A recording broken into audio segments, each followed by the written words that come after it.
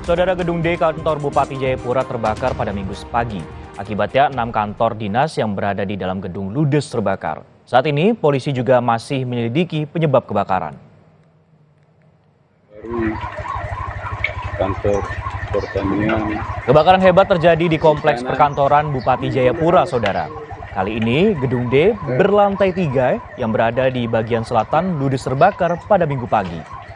Kapolres Jayapura AKBP Fedrikus Maklarimbun yang dikonfirmasi mengatakan kebakaran terjadi sekitar pukul 5 pagi waktu Indonesia Timur. Api pertama terlihat dari lantai 3, namun karena tidak cepat dipadamkan, akhirnya merembet hingga ke lantai 1. Untuk memadamkan api, 1 mobil pemadam kebakaran dan 1 unit water cannon milik Polres Jayapura dikerahkan ke lokasi untuk memadamkan api. Kurang lebih 2 jam kemudian, api berhasil dipadamkan. Akhirnya macet ketika kerannya dibuka.